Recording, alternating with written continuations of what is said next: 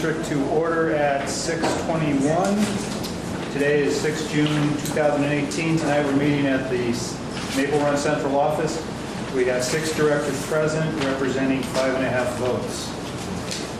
First item will be the agenda review. Do we have any changes that we need to make to the agenda? I have a couple of things to add under future business, or new business, future meetings. Excuse me, item 10. We have the CIP, the curriculum update, and food service contracts. Talk about those. And we have that'll be it. Any other changes to the agenda? Look for a motion to adopt the agenda as amended. So moved. Jeff, second? Second. Thank you. Any further discussion on the agenda? Hearing none, all those in favor indicate by saying aye. Aye. Opposed? Abstentions? Agenda is approved 5.5 to 0. Ask everyone to please rise to the pledge. Pledge allegiance to the flag of the United States of America and to the republic for which it stands, one nation, under God, indivisible, with liberty and justice for all.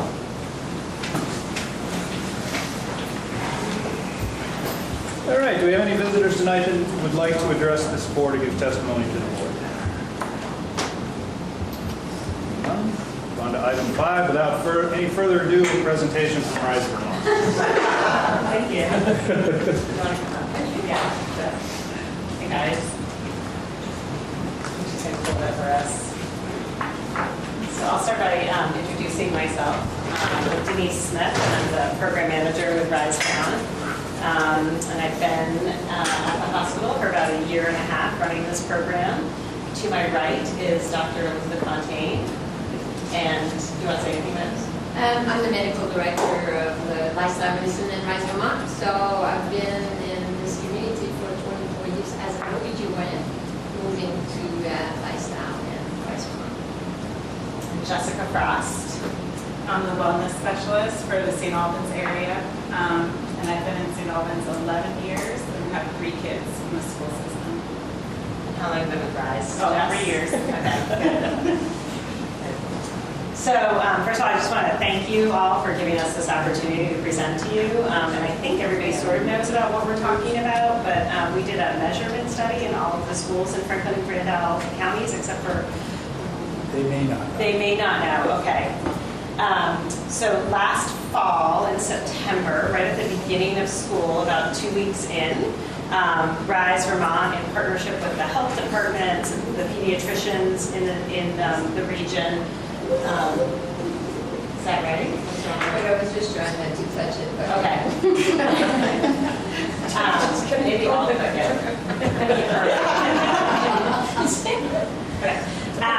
Did a measurement study in all of the schools in the region. And I just want to, Joan Cavallo, who's sitting at the table, was actually on our measurement committee study when we were organizing how to do this. So thank you for all the input and insight into this. So what we're going to present today is a little bit of data that it's baseline data. So I just want to point that out. This is the first time in our region that we've been able to get height and weight of the students in our region. It's divided only by supervisory union. We do not have the data by school. So I want to make sure everybody knows that up front. So the data that you'll see tonight is by supervisory union, okay? Which button am I supposed to push? that's why I think we're Okay. So I just quickly want to talk about what Rise Vermont is. So we are a community collaborative. We were started in 2013 out of a group of people that were meeting, and Joan actually was sitting at that table as well. A group of people from the community, about 25 of us, that would meet intermittently over months at a time for about 2 years. And Rise Vermont was emerged basically from that time frame. And so we're a community collaborative to embrace healthy lifestyles, to reduce the cost of healthcare where we live, work, learn, and play. The 2 leaders that really started this were Jill Barry-Bowen, who's the CEO of the hospital, and Judy Ashley, who's the district director of the health department, the regional health department up here. our history. So this actually, this image is from the Healthy Hearts on the Move that we did at City School this past, was that just a few months ago, wasn't it? Yeah, a few months ago. But our history, I talked a little bit about it, the Healthy Community Coalition for Franklin and Grand Valley County. Basically, at the time, we reviewed data and conducted inventory and assessed community readiness. So there was a lot of work that was done in those first 2 years about what issue we were going to focus on in terms of the health issues that are facing our community. We selected childhood obesity as well as community obesity really as our primary community health indicator. And then we used the EPOD framework, which I'm going to have Dr. Fontaine talk a little bit about, which has been replicated around the globe. So do you want to just talk a little bit about the EPOD framework, or do you want me to? Sure. So, as a physician, when I'm in the office and see patient, it's just a one-on-one, and it's amazing, but in itself, the chance of having an impact will take a certain time. So being with Rise Vermont and seeing the implication that you've been having in the community was just amazing. And I had the chance to say, hey, wait a minute, what is it for a physician into this? And I discovered, which I could give you a very long story for that, but EPOD has been in existence for over 20 years. It stands for Ensemble Prévenons l'Obésité des Enfants, which means nothing for you, but it's in itself said, together let's prevent childhood obesity. And they have some substantial results. If I had the chance to show you the graph, when you see obesity going up and then suddenly dropping down significantly from 17% that they had in 1994 to 8%. And then you question, how did they succeed to have some, those good results? So we start working with them because they implemented their methodology in over 29 countries with the same result, sustainable and replicable. So they have a methodology that is based on 4 pillars that we're using here because it is important to have evidence-based. One of them is obviously include measurement, which we've started doing here. So they've been doing measurement of their BMI for quite some time. To us, it was something that was kind of very difficult to try to imagine that we would ever do this kind of thing. But with the work of a principal, the school superintendent, family, pediatrician, we were able to come up with a collective group and a successful, and we're going to show you those results. Just one thing, so this is what we call the socio-ecological model in the healthcare delivery or healthcare system. And basically, you have the individual at the center, and around those are different layers of people that are influencing that person. And so, at the micro level, you really have the parents, the family, and friends. And then kind of at the middle macro is the media, the neighborhood that they're growing in, the schools, and then the faith community. And then above all of that is really where you folks sit, which is the public policy, economy, the environment, and the culture, and land use. And so our wellness specialists, Jessica Cross among them, work really intentionally at all levels within this socio-ecological model. And so we're really focused on the environment. And one thing that I want to say, just to follow up on what Elizabeth said about the EPOD model, when they were just working in schools, it didn't work. The obesity continued to rise in these 2 towns in France that they studied. As soon as they brought the messaging and the work to the community and started changing the structures within the community, that's when they started seeing significant changes in the childhood obesity levels. So we just, first of all, really a huge amount of gratitude just goes out to, I think, all the leadership in the schools for allowing us to conduct this measurement study. It was no small feat. Our goal was to do, I started in January and they told me my goal was to do 2 schools and get the measurement study implemented in 2 schools. We did 21. So crushed that goal over a period of 2 weeks. We had 9 to 10 people throughout those 2 weeks that were working primarily on this measurement study. We would do one school in the morning, do one school kind of after lunch, and if we had time with the smaller schools, we might put one in later on during the day.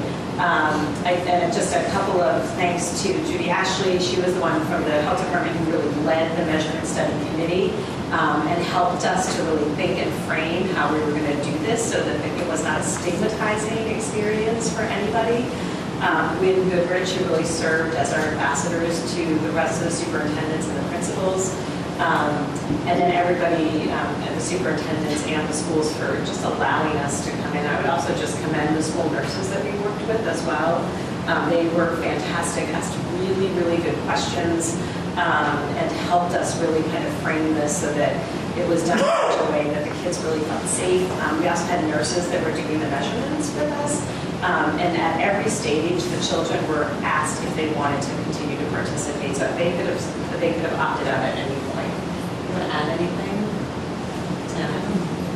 Yeah, I mean, the parents could opt out as well. A form was sent home, so parents could opt out initially, and then before they were weighed and measured, the kids could say, I don't want to participate. And we did everything in the metrics, so the kids couldn't even understand what the results were or compare them. You're not any better than I am. You're playing with it. Go back one. How do I go back? Okay. Next one. Because we're ready to. Got it, okay. The why the measurements. Yeah. This is it. So why the measurement? So it is important to know that the majority of the measurement that have been done so far are self-reported. So that introduces in itself error. Because in itself we tend to underestimate the weight, and as an exercise often we will overestimate. So we really want to have good measurement and standardized. And also the weight data is not routinely collected in the younger population. It is important that we have this information. So if we monitor, it also allows us to monitor the trend and having opportunities like Rise Vermont to try to act early as a primary prevention is huge. So early intervention is important. Next one. So that will give you a little bit of an idea of the background. So I think that Denise and Jessica have explained to you a little bit of how this was done, but gives you where the study was completed. We decided to go with grade 1, 3rd, and 5th. We have over 1,742 participants. In itself, we have over 85% of participation. This is huge. If you talk to science, they're amazed by the fact that we were able to obtain this. Very unusual to have obtained such a good participation. We'll go to the next one. So that gives you the kind of different place. So I think we can go to the next one. Will be more. So again, broken out by supervisory union, but the number of students that we were able to get the height measurement weight on in each of the supervisory unions. So here's what we see that is important to remember. Nationwide, we obtain results that will usually tell you that there's 30% of children in U.S. that are either overweight or obese. And our measurement reveal that we have 41%. So that's kind of significant. And it's important to know those numbers. Not so much just to sense an urgency level that we need to do something, but just to realize the importance that doing those surveys may not be as accurate as we would like to. I just want to remind you that Vermont is one of the healthiest states. So you can just imagine this, how is it in other states? So that means that 41% of our children are at risk of regular health issue. So usually what I see now is women, like you say, I've seen more women in my practice, that progressively start having chronic disease that include high blood pressure, diabetes, cholesterol that will be elevated, and joint issues sometimes that could be related to the overweight. These things are happening with kids now. We're seeing kids that has diabetes, type 2 diabetes, that are related to their lifestyle and starting to have high blood pressure. So at a much younger age, and these kids will eventually need medication. So that changed the rule a little bit of what's happening. The other thing that is so important to remember, and that's why it's so important to work with the young. A young individual that gets to teenager and is overweight or obese has 80% the chance of being overweight or obese as an adult. That's why Rise Vermont is so important. We want to try to influence and change your environment so that kids stay healthy and don't have to go through this.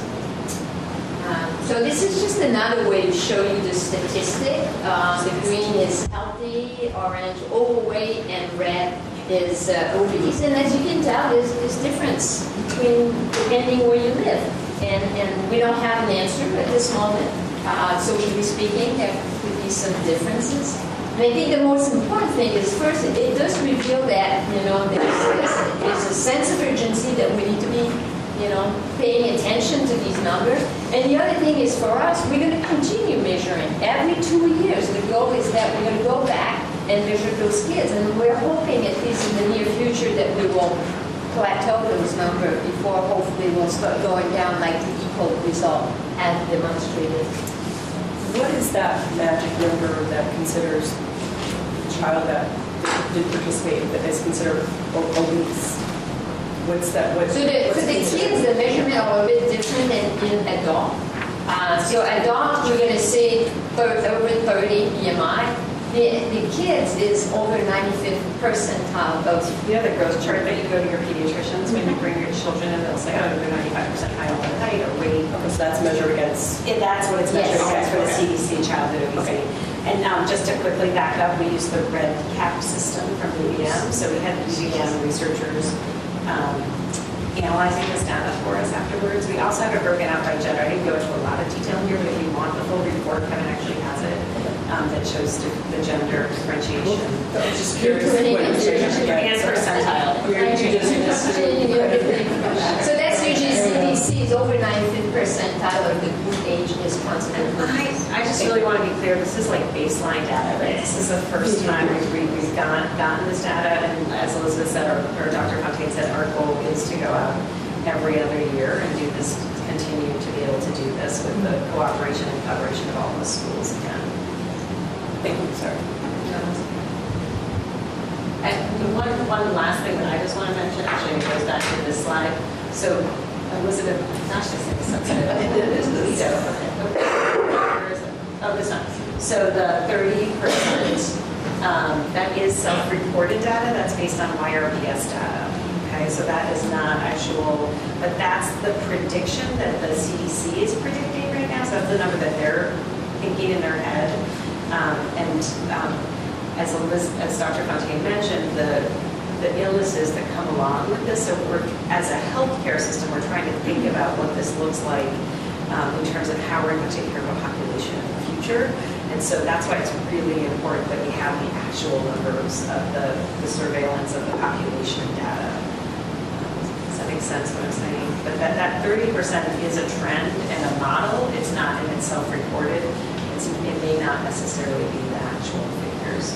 So, in itself, when I moved here from Quebec in 1994, I was studying obesity and exercise physiology, and at that time we were at 10% obesity. So if you look at math, there is a huge progression which has drastically increased, especially in the kids because of sugary beverage. So there's simple little things, but they make a substantial impact on these numbers. Can't keep up with you. I know. It's like, Is it a caffeine or something? So also some of the important impact at a younger age is that these kids have more trouble in school. They tend to miss school and have more absence due to their chronic condition. Children are more victim to bullying when they're overweight and obese. Greater behavior issue, having depression so those are a lower score. They tend to underperform compared to the other kids. So, it's good to look at chronic disease and say, oh, we can prevent that, but there's also a huge impact on what's happening for you now, presently, when these kids are overweight or obese. So just quickly about prioritizing wellness in schools and why RISE is really trying to partner with schools right now and what we're trying to do.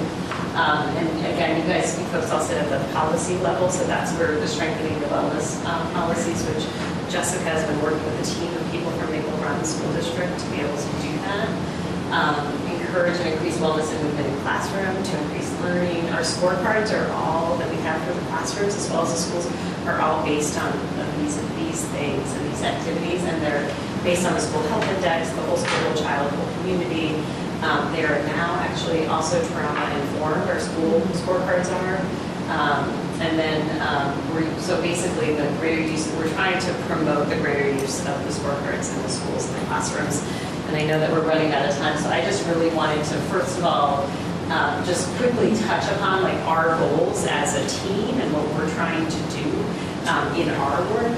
And essentially, our goal for FY 2018 was to work with 16 schools. In quarter one and quarter two, we're kind of about 18 schools that we're engaged in right now. And our goal was to have about 75% of the schools or the school systems have active wellness committees. I'm really psyched to say that 100% right now of our schools and or districts or supervisory unions have active wellness committees, and we define that as being meeting quarterly. So if there's a wellness committee meeting and they're meeting quarterly, and people are going to those meetings and they're scheduled, we consider that an active wellness committee, okay? And then the thing that we're really measuring our progress against, I would say, is our WellSat score. So the WellSat is a CDC tool that helps us rate or grade, if you will, school wellness policies. And so we have now gone through all of our supervisory union systems-wide wellness policies and gone through with the WellSat scoring sheet to figure out what their grade would be. And this is based out of 100, so there's definitely work to do at every level within the school district. So it's not just, everybody has work to do on school wellness policy, right? And so we also do classroom policies. So a teacher can adopt their own classroom wellness policy. That's like the gold level standard of our scorecard. And then there's also, if a school wants to develop their own wellness policy for their school that may not be or might be more robust than the district level, they can do that as well. So and I will say one thing, we meet monthly right now about school wellness policies. We have a grant from the American Heart Association, Voices for Healthy Kids. So we're meeting monthly as a team to talk about what's happening in all the districts. And the wellness specialists from RISE are working in every single district, right, or every single supervisory union right now on their wellness policies. So we're really anticipating some great change in that WellSat score for our wellness policy work at the supervisory union level. Any questions on this? How often do you generate that WellSat score? So after a policy has been graded, if there's a change in the policy, we'll grade it again. Right? So at this point, there hasn't been any new adoptions of policy, I don't think, in any of our supervisory unions. And we're actually probably looking at next year before there are any, but there's a lot of communication and meetings happening right now in every supervisory union around their wellness policy at the supervisory union level. But I also just want to say it's also the practice that's really important and what's happening within the school system. And how the school is embracing this and how the classroom teachers are embracing this as well. So as important as it is to have a really robust policy at your level, at the supervisory union level, it's just as important that the practice is happening within the classrooms and the schools. And the report card you were talking about reflect that? Yeah. No, that only reflects your policy at the supervisory union. That's the only one we've graded, right, Jess? Yeah. Yeah, it's the only one we've assessed right now is at the supervisory union level. There's great opportunity there, let's put it that way, but it's for everybody. It's not, it's throughout the county, I would say, both counties. We quickly just put a slide together so you folks know what we're doing. We're right now really engaged in an active play campaign. We've been doing some pop-up events in different communities. We actually have one happening at the Bay on Saturday in conjunction with the Take a Stake in the Lake. We're going to be at Paddle in Richford on the 23rd of June. We've been working a lot at SATEC on mindfulness breaks in the classroom. This past spring, we trained 50 teachers or school personnel in yoga for classrooms. Yeah, and Amy Borden and I are putting out a training over the summer that we're going to co-teach. And I think she said 50 people already signed up for it. She just put it out yesterday. So, and it's open to the whole district, any teacher. Fresh Foods in School, really working on nutrition policy and language and making sure that kids have access to fresh, healthy foods. We actually just worked with Cold Hollow Career Center on helping them figure out how to provide fresh foods to their kids up there. We shared the model that City School does of having a share fridge, so that if kids have extra food, healthy food, they can stick it in a fridge. There's one right on the upstairs hallway in my daughter's hallway, and I always look at a peek in there. There's cheese and milk and fruits, so it's really nice. Classroom and school scorecards to guide and monitor progress. That's really how we're monitoring our progress. It's an evidence-based practice, and again, we have it at different levels. Really supporting the Safe Routes to School. I have Amy Brewer on my team, on the RISE team, who is working really intentionally on increasing Safe Routes to School activities. It was a federally funded program, and now that money's gone, so we support it out of NMC. And then basically, seeing that RISE Vermont is incorporated in every school, every community, and every organization, and then just sharing and telling the story of all the great work that's happening is also part of our role, so that we're changing that cultural dynamic and conversation. Quick summary, and I think you guys can read this, but basically, my main points is that we are working from an evidence-based platform. We are using the CDC community guide as well as the ECODE pillars to guide our work. We are now statewide, so just recently in January we hired our executive director for the statewide team and program manager, and just last week they onboarded a social marketing strategist. And so they're really taking the model that we've created up here and launching it in different parts of the state. There's now a program manager in Chittenden County as well as one at Copley that has been hired. And the next hospital might be Bennington, and some maybe Scotty might be the next one after that. So there's a plan to move RISE Vermont out throughout the state. That's basically it. But essentially, the idea is that it's got to be a community-based intervention, and it can't just lie on the schools to be the only ones that are doing this work. It's really important. That's kind of my next question is, how do you move beyond outside the kids and bring the parents along to work? Because I saw, the course, so how are you bringing the parents and making them more aware? And they can, I know RISE Vermont goes out, but how do you get that message out more? Because you need that support too. Yeah. It's not the schools. Yeah. So Facebook is really our main platform. We have over 10,000 likes on Facebook, so that's a real big social media push for us. But then we also do social marketing, which is really through that community connection. I would say we hire really great people that know their communities well and that are pretty connected to the families and the parents. Something that we're implementing, and hopefully it'll happen next week. I made a notepad with active play ideas on it for families, with a little note from myself that hopefully each child will be able to take home at the last day of school and bring back to their families. It's just really about continuously messaging. The show-up events have been really popular with families. I think we did 2 show-up events at Brandon's Pools, and we had over 80 people come to each one. We're doing a free July swim every Saturday in July. We bought City Pool essentially from 12 to 5. So anybody can come and play at the pool on Saturdays in July. Our show-up calendar has just came out in May, and it goes till the end of July. Basically, we take August off. Or try to.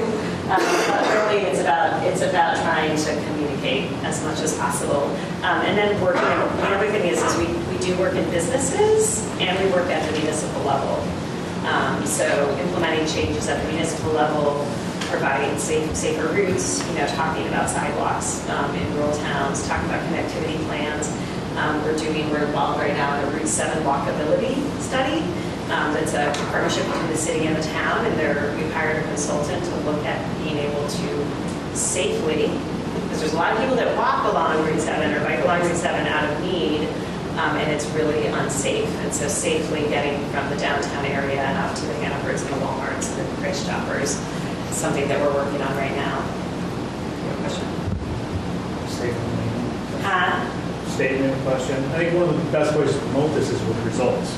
Right. Yeah. So if you get a little bit of good results, you can show more people will adopt it, more people will do it, you'll get better results, and it'll snowball. So that's kind of one of my questions is like, Is there any way to measure how we're doing in the classrooms or the schools where we don't have to wait for 2 years? Somehow, I mean, some way the board can feel good that it's happening at the ground level. One thing that I did as a pilot in the fall was with Lisa Curry's classroom at St. Tech, and she really wanted to incorporate more mindfulness and brain breaks into her classroom. So for 6 weeks, I would come in and do a yoga lesson. I'd give her all the tools. We sent home a letter to the parents, how to do it at home. And we had each kid do an assessment before class. We talked about how it feels to be just right, what it feels like to have really high energy and be able to not be able to focus, and low energy where you feel like you just want to fall asleep. So before yoga, they'd self-assess and they were all over the map. And then after, they were always landing at just right. And so we did tally up all those numbers and then the progression over time. And then she also continued it through the year. So that might be a good idea at the end of the year to do another assessment. But we had an article in the paper about it. And I have the article saved, I could bring it to the board. But that's just something like that we did that this data you can capture in a shorter period of time. Do you think the classroom scorecards is another thing that we can track really easily? Well, you know me, Lisa, I'm all about it. Yeah, so we Show could me some say, numbers. we could track the classroom scorecards or the school scorecards. So some schools have a really good culture and may not be implementing the classroom scorecard the way that we've designed it. But they're still at that gold standard level because of the work that they're doing within the school system. So, but the classroom scorecards are really, because once you get to the gold level, you've actually got a classroom policy around healthy eating or healthy snack in the school. You have a classroom policy around recess and not taking recess away as punishment. So there's policies within the classroom that the teacher's adopting, which is really, I think, is where that practice really has to be implemented. We have 16 gold classrooms and we will run this year. And like Denise said, we're not capturing all the teachers who are already doing all these things. And I sat down to talk to Mitch, and next year we're going to readjust how we look at the classroom. So if you're already doing all those things, you're a Rise Vermont Gold classroom. But how do I know a Rise Vermont Gold classroom will improve this? So you just have to trust in the CDC and the evidence-based process. Yeah, Their measurement. that's a good question. Yeah, it took them 10 years the first time that you see the equal model. The replication of by using their evidence base is potentially having result between 3 and 5 years.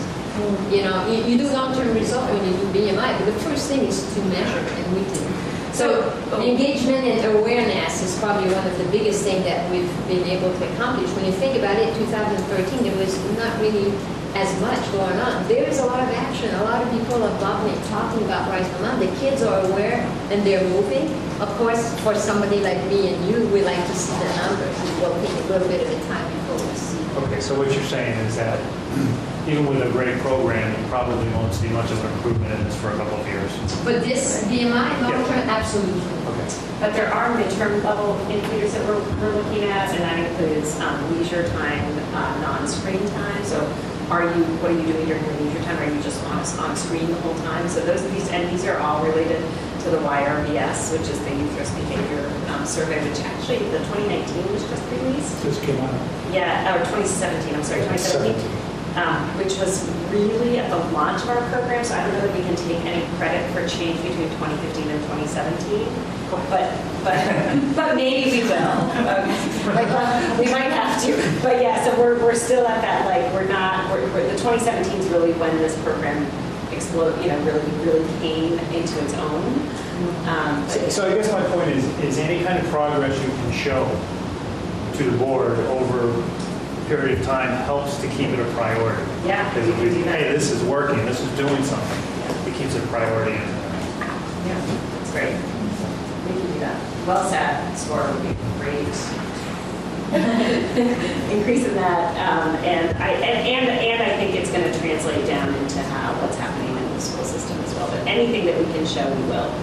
I promise you. So. Thank you. In long term, I just want to say that Rise Vermont is seen outside. We're having already 2 national presentations, one in Texas and one in Indianapolis. So we're buzzing somewhere. People see what we're doing. So thanks for your help. It's Thanks for having us, and sorry we went a little. That's great. Thank you.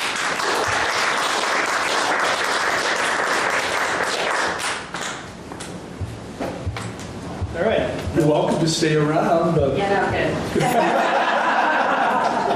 She's going to write it. I gotta get to the meeting, otherwise I totally would. sure. Thank you, everybody. All right, that moves to our consent agenda. On tonight's consent agenda, we have approval of the minutes from 16 May. We have a few grants, some staff changes, and those are just hires and resignations, FYIs, and the media packet. Is there any reason to pull any of these items out of the consent agenda for discussion or modification? And if there's no objection, these items will be adopted. Are there any objections? None, these items are adopted. Move on to 7, old business. We have the phone system bid award, which is attachment 7A. And that attachment 7A is just a little background information so that you have an idea of what's been happening. Okay. So the phone system upgrade that was put out to bid months ago. We just finalized the actual RFP and the responses. And there were 3 companies that submitted a bid for, and this is the hardware, this is the phones and the, as well as the licenses and the support services. There were 3 companies that submitted bids, Twin State, Converge One, and Carousel. And of the 3 bids, the one that came in at the lowest rate is Carousel with an Avaya product. Converge One also was an Avaya product, and Twin State was a Mitel product. The prices that came in, Twin State came in at the highest at $354,000 and change. Converge One came in at the second highest with $272,000 and change, and Carousel came in at $247,655.24. This is for all the hardware and licenses for our phone system, which includes central office, BFA, Sounds City, Sounds Town, Fairfield, and Collins Pearl. And so at this point, we would be looking for authorization to sign the contract with Carousel to award that contract. And how much is that going to be, that contract? Pardon? How much is that contract for?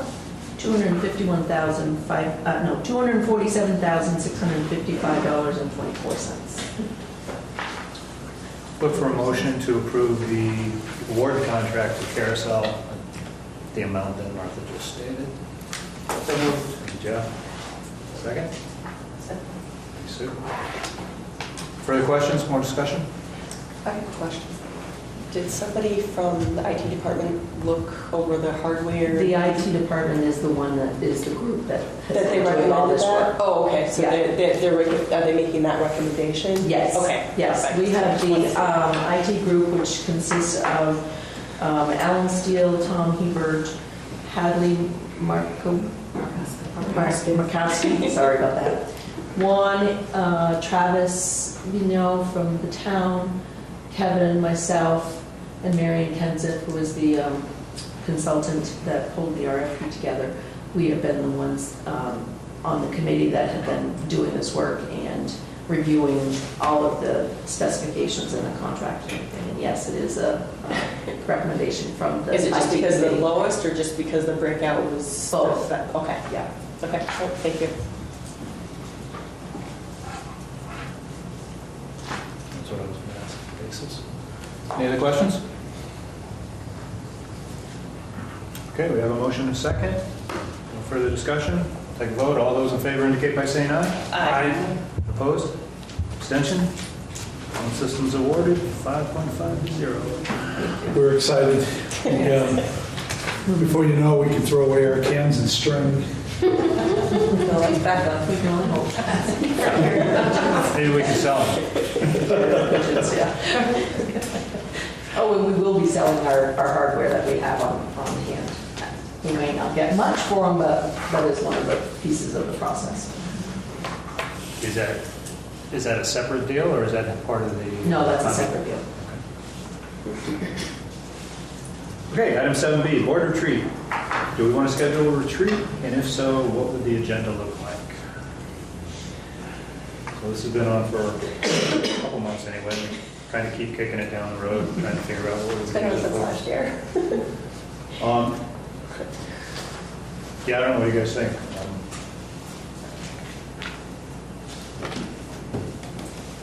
Kick it down the road. Another year? Okay, I'm fine with that. I'm going to revisit this again in, what is this, December, January? I'm sorry, go ahead, Sal. I was going to say, I don't really see any outstanding need for one at this point, Right. but that may happen, Yep. as if we kick it down the road. So we just revisit every 6 months or something like that? Right. Yeah. Okay. Let's, But I would like to maybe suggest too that it doesn't have to be 6 months. If something comes up and the board Right. sees a need for it, let's talk about it. We definitely agree. It could be on the agenda in 6 months, but if, always add. Yep. Fair enough. Okay, so for now, we'll put it on the agenda for December to discuss again. Does everybody agree with that? Sure. Item C, conscious discipline updates, attachment 7C. So if you look in your attachment, I was asked to give an update on to how things are going. So the training is June 25th to July 1st. It goes from Monday through Sunday, and every one of the days are packed. I probably am fielding at least 2 to 3 emails a day around logistics. Things like, do we have a loading dock? And I laugh. Is it a high dock or a low dock? It's a no dock. We're a school, please remember. But they're figuring out how to package the stuff so that it can be brought in with hand trucks. And they literally will be transforming our library into this unbelievable space. Since we've been a part of it, we know exactly what it's going to look like. I gave you the link to actually see that St. Albans is sold out. The entire national conference is sold out in all cities, but it was so cool when we were sold out and had a waiting list. And then I got 3 new teachers that all wanted to go, so I luckily have connections, and we got them. But it's been great. We have 140 people coming, only 64 are from Vermont. The rest are from as far as Alaska or as close as New York City, New York. And there's 22 states altogether that people are coming from. And the recommended hotel that we put on their link, that if you look at the link, is the Hampton. And we've given them recommendations for all of the restaurants in the area. So we've been giving them links and information. And Stacy will be the host while they're here and posting every night what are the different things going on in the area so that people will know where they can go and what they can do. So it's an unbelievably exciting thing for us as a school. We have 32 people participating. 7 of our teachers are table leaders, which is one of the steps in becoming certified to become a conscious discipline trainer in the future. So they're really excited about that opportunity. Plus they're getting all types of training at no cost to us, which has just been amazing. There's also 6 additional MRUSD people. The rest are from, of the 64 are from other places in Vermont. And then after that, it's from the nation. So our school has been unreal in terms of our tech staff has arranged to be there the entire time the conscious discipline is there, which means they're working all day Saturday and Sunday to make sure that if anything goes wrong, they're there to help us.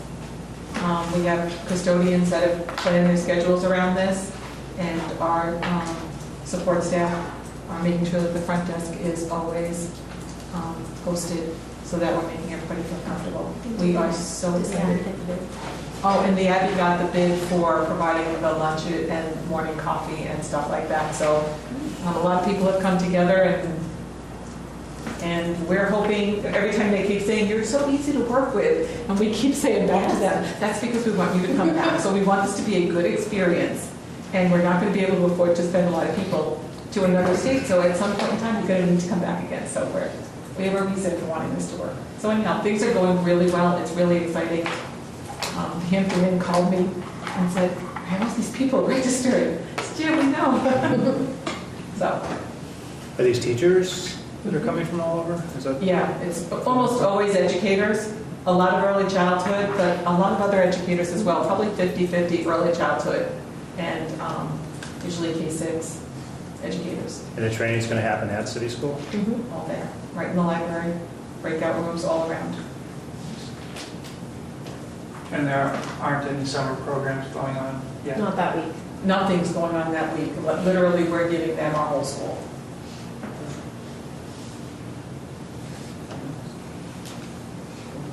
Any other questions? Thank you, Joan. Brings us to item D, which is the solar panel update. So I'll set this up a bit. Even before Maple Run was truly in place, there was some talk and some approvals on additional solar sites. Obviously, we have our SATEC site, which was the first to be approved. And then I believe the city school, with the city board, approved a canopy site on the parking lot. And then shortly thereafter, Collins Purley, I think we were Maple Run at that point, right? Yes. You approved a Collins Purley canopy. Unfortunately, since that time, and this is where we'll get into this, but there were permitting issues and issues around the law and investments, and things didn't go or went south fast. And from there, I think I'll just give it to Mike McCarthy, who with Sun Common, who will maybe explain that a little bit further and talk about a proposal that Sun Common has put into place to replace this that in some ways is even better. Thank you, Dr. Girth. I am Mike McCarthy. I'm a solar project consultant with Sun Common, for the record. I know most of you, and we really appreciate the level of innovation that this district has given to thinking about your energy and partnering with us on how to both save you money and do something that's great for the planet. SATEC was a greatly successful project. We were able to get it permitted, and it's the largest rooftop project out of school in the state. It's almost the largest rooftop project, period, in the state. The canopy projects are an even more innovative project. We have done a few canopy projects that are bigger than your small residential for commercial clients, but not for municipalities and schools. And in large part, that's because of the added expense of building a canopy. Last year, when we signed both the city school and Collins Purley sites up with you, the deal was that we were going to have the schools and now the district be the off-taker, so get the benefit of some guaranteed savings from the differential power rates, and get the benefit of having a solar canopy that would provide shade and cover from rain and snow, and also be an opportunity to generate the power where you use it. Unfortunately, we hit some headwinds. So, as Kevin mentioned, the challenges that we didn't anticipate, because the state had made it clear on one side that they considered parking lot canopies a preferred setup. This makes sense. It's a dual use of an already developed piece of land. It's a way that we can take a piece of asphalt and turn it into a power generation facility. That's great. What they didn't do was create the same kind of ease of permitting that rooftop solar projects get. So what we were surprised by in our permitting on some independently owned canopy projects last year as we got into the development for these projects was that the state considers the canopies to be not unlike a greenfield solar development, where with a canopy of any size, we're talking about Agency of Natural Resources, Department of Historic Preservation, proving that you're not developing a wetland. It's a parking lot. So the policy just didn't really jive with common sense, and it still doesn't. So we're working through that, and I'm testifying at the legislature, and God willing, we'll change that in the future. But rather than saying that these projects went south, I might provide a sunnier summary of it and say that they just got stuck. The added permitting costs and the decrease in the incentive that was announced in May made it so we just could not get a third party to finance these projects the way we had originally wanted to. So Dave Kimmel has been an absolute advocate, and I've been checking in with him. I gave an update to all of the administrators about where we were at the end of last year and the anticipation of what was going to happen and just not being able to move these two canopy projects forward. A couple of weeks ago, my boss and our co-founder and president, James Moore, came up to meet with Dave to talk about an innovative way that we've come up with and that I summarized in a memo to the administrators that I think they've shared with all the board members to use a community finance model for the canopies paired with a net metering agreement that we've secured that SunCommon has a signed term sheet on with credits from a hydroelectric facility on the Connecticut River to actually offer even more savings and to make the projects financially viable again. So by having community ownership and cutting out the middleman of a third-party financer, as we had envisioned the canopies, we'll be able to, kind of like you would sell, bricks or the benches that were sold for redoing the ladies at Taylor Park, we'll have community members be the off-takers and buy shares through our community solar model of the canopies and offer either a combination of a cash payment or larger net metering savings to the school district. So I summarized those options. So essentially, there are three options that SunCommon is offering to Maple Run. One is an upfront payment of $100,000 prior to construction of the canopies once we have them permitted, and a 7% guaranteed discount on about $180,000 a year of net metering credits that would be applied.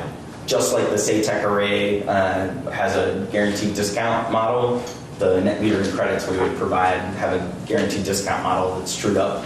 And Martha and I are happy to answer any questions about the ins and outs of how that all works with the utility bills, but the bottom line is that there's a net savings by getting your power credits from a renewable facility rather than just buying what's on Green Mountain Power. So there's that smaller net metering discount in option one, but an upfront cash payment. And then there's an intermediate option, option two, that has a slightly higher 9% discount with a $50,000 upfront payment. And then there's what I think could be the best option in the long run for Maple Run, which would be to have us give up any real financial benefit from the net metering agreement and have the Maple Run get 11% guaranteed discount on those net metering credits, which would put the year one savings with this share at about $20,000. So the agreements that we have right now, where the district would be the off-taker of the canopies if we were able to do it, just the canopies as standalone projects, would be about $4,000 or $5,000 a year of savings from the city school canopy and around $11,000 or $12,000 of savings a year from the Cons Pearly canopy. So combined, maybe less than $20,000.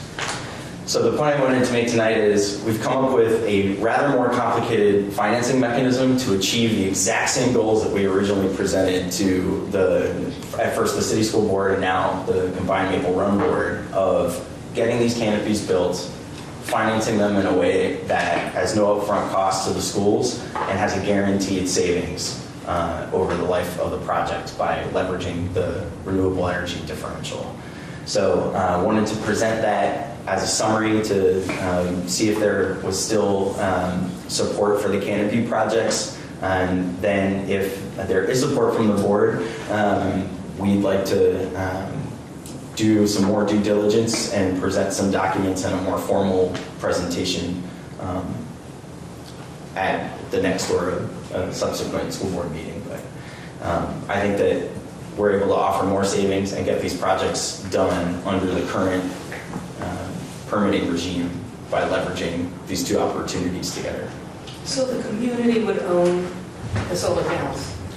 Yeah, so essentially the way that we would do this is that we would, Suncommon would be responsible for operating the array just like we would for a third party, but instead of there being some nameless out-of-state financier who is taking the tax credit, we would have the Collins Purley project is big enough that it would serve about 100 households. That could be 50 households and 20 businesses, or it could just be 100 households. The city school array, as it's envisioned, would be somewhere between 30 and 40 households that would be served by that size project.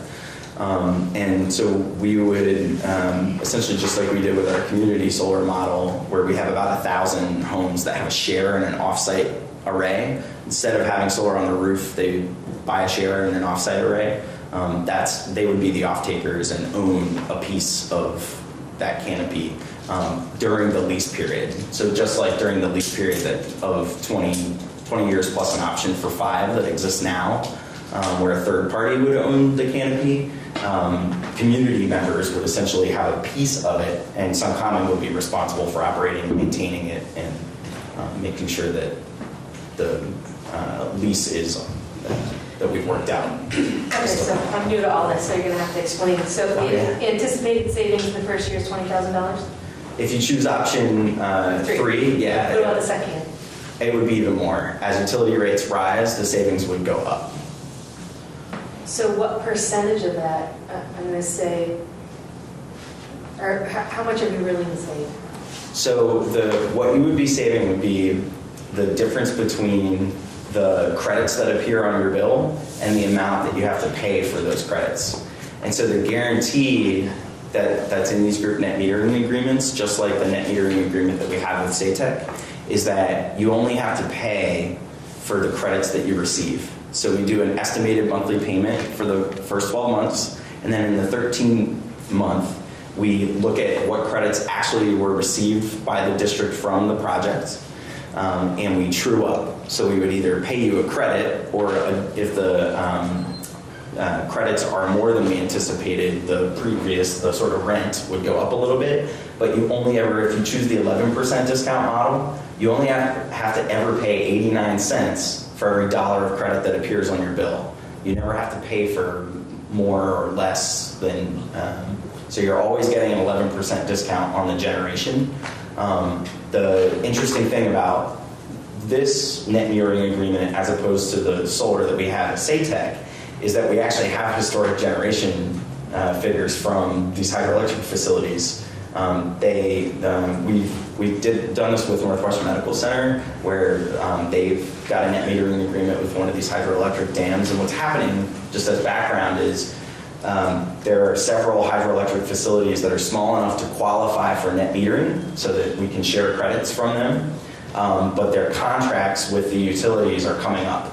And so they have to make a choice of whether they're going to try to take some low rate from Green Mountain Power or try to connect to a New Hampshire utility on the other side, or they can apply for a certificate of public good and share those credits at a guaranteed discount so that somebody else buys them. And in this case, it's a kind of a perfect match where the operators of the dam don't really have the ability to leverage an off-taker, and because Suncommon does this community work and we've got partnerships and we have the money to finance the transaction, we're using the hydroelectric to provide savings for the school that are way bigger than what you could do with the hydroelectric alone, because we're leveraging a canopy opportunity. So these two things together are really, not to use a word that's been beaten to death by the Apple crew, but the synergy between these two projects is really incredible.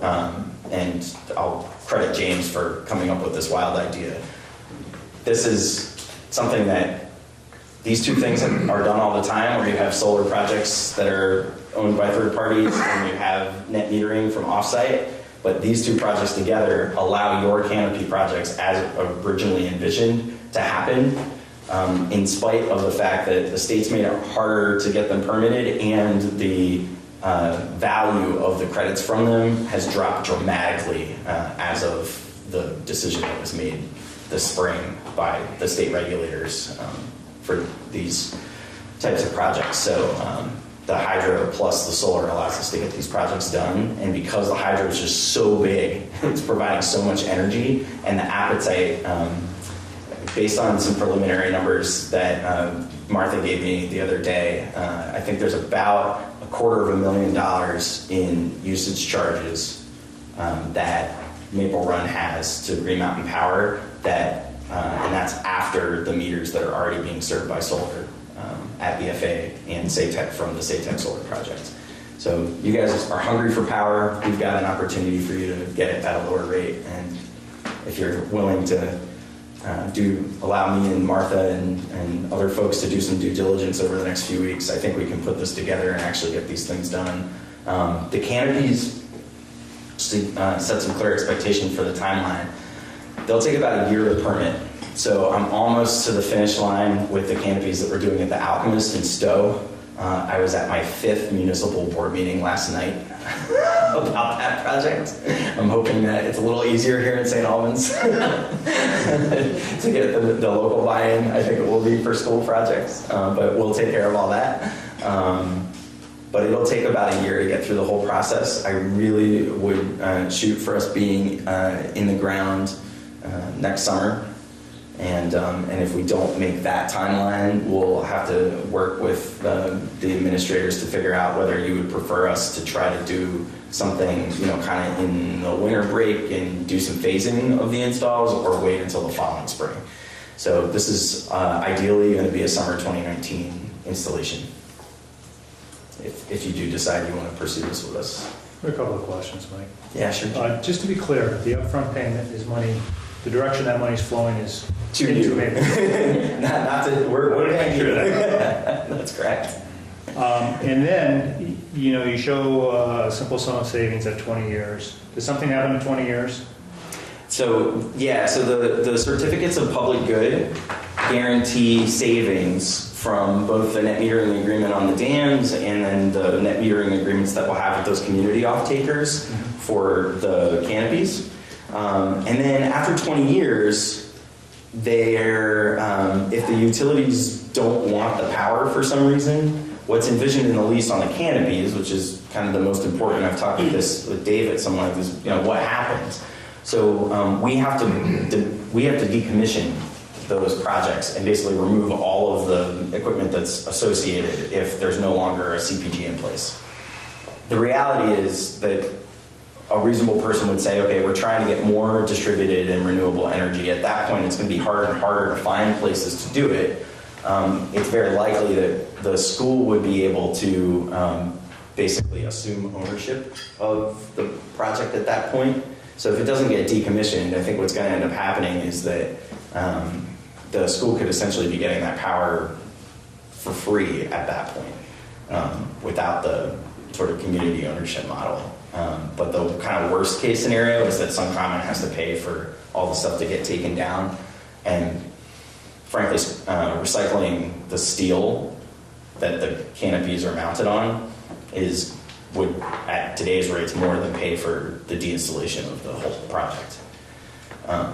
And that would all be spelled out in the agreements. Yeah, the decommissioning actually is spelled out in the current leases that we have, and we actually don't envision, especially since Martha and I have both spent a lot of time with lawyers and dealing with the language, making very big revisions to the lease agreements that we already have for these two canopies. So on paper, they're going to look really the same. The group net metering agreements, on the other hand, are going to look really different.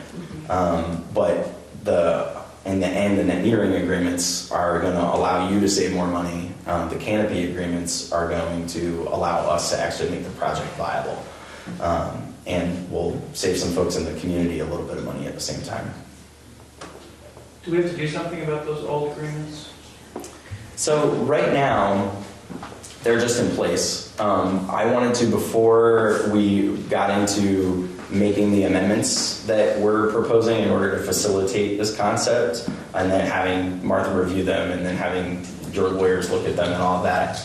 The reason I think I was invited here tonight was just to see that there was buy-in for this, because it's a little innovative. It's different than what's been done in the past. It's also different than what I originally proposed. And there was some concern expressed when James and I met with the administrators a couple weeks ago about just, this is taking a long time. And I just wanted to acknowledge that we really appreciate the patience of the district. And we're frustrated and feel like we're in the same boat in terms of the regulatory and incentive challenges that have kept these projects from happening. But yeah, there's just a little bit of tweaking that needs to be done, and I think that in the next couple of weeks we'll be able to work that out so that we'll have something formal to present to you. So you're imagining amendments to the current agreements? Well, the lease agreement would have an amendment to it, but the net metering agreements would have to be completely replaced than the ones that we have. And then what makes the regulatory piece of this any easier going forward? Yeah, I was wondering that too. It's not actually any easier, but we now have the experience of going through this with a couple of canopy projects, and we know how much it costs. So the combination of the community ownership on the canopy side and the hydro net metering agreements with you make the two things together financially viable for us to do all of that and take the risk on what is tens of thousands of dollars of just asking the state for permission to do these projects. So we're going to be willing to take the risk on the projects if we know that there's buy-in on both of them and that the net metering agreement's in place.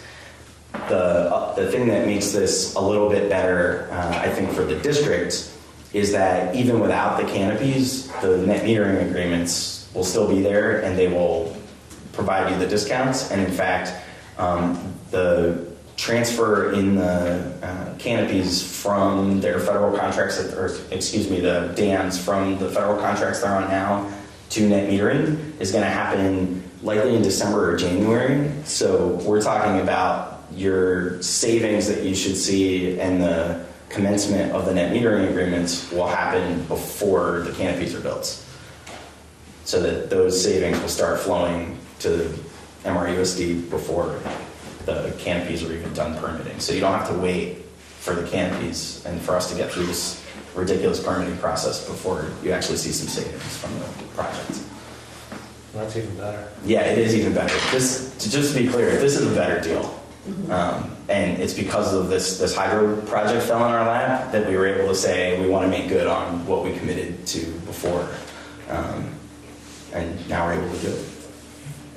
The community buy-in piece, that's something that Subcommon will take care of? Entirely, Reaching yes. out to the community members and getting them on board and signed up and all that piece, that's nothing we have to deal with? No, and in fact, so when we originally envisioned community solar and started that 4 years ago, it was in large part driven because about half of the homes where somebody says, yeah, come, we'd love to put solar up on our roof, we just can't for some reason. So we have literally thousands of people that we've visited their homes, taken the time to get to know them and why they want to go solar, that for some physical or financial reason we just couldn't put it up on their roof, that we can now go back to. And there are hundreds of people in this community and the surrounding communities that we'll start with. So we envision basically going back to our existing pool of customers and saying, would you like to be a part of this project? But it's entirely Suncommon's job to do that. The district won't have any administrative role in that or have to spend any time or money on it.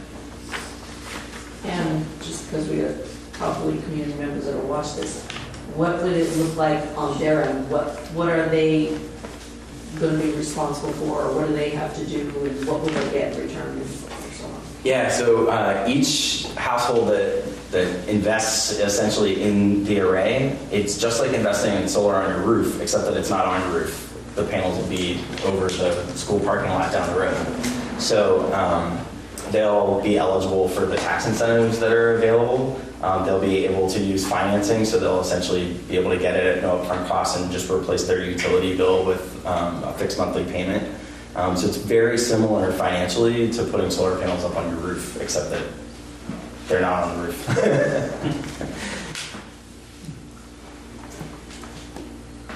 So what are you looking for tonight?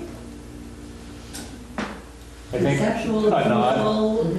approval with the right to withdraw it at some other point? Or are we giving approval to carry on? There's not going to be any action tonight, other than asking Mike to work with Martha to come back with a presentation So there'll be a... with details. With possible agreements for Yeah. Because it seems that right now it's a little, I don't want to say pie in the sky, but kind of. You know, whereas when you bring the real stuff, then we have something to actually react to. Yeah, I think the numbers that we gave you are very realistic. The fact that the school district actually has more power consumption than I originally thought means we can probably give you a larger share of the hydro and save you more money. So what I'm really hoping to come back with is that 20,000 in option 3 looks more like 25,000 in savings. And I started to do the math on just how much power consumption is actually here. I don't want to overdo it and have you guys have credits that you can't use, but Martha and I are going to go through your utility bills and figure out just how much we can save you, and I think it could be about 25% more than what's even envisioned here. So we'll come back with very sharpened numbers by the time we get back here if you think it's worth our time to move forward. And that's really what we came here for tonight.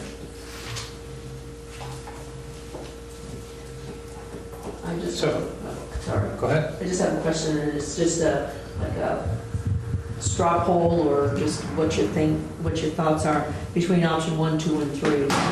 What's the feelings, just so that we may know which direction to work in when we're pulling those numbers together and working on it? Just I think you got to bring them all.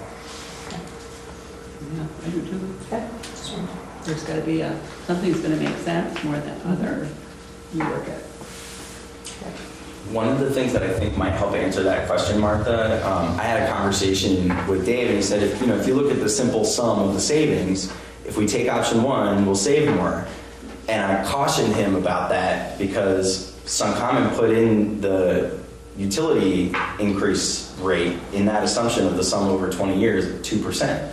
If you change the assumption to what's historic, it's at 3.5%. Option 3 is way better. And even if you're still kind of conservative at about 2 3/4 or 3%, option 3 is way better.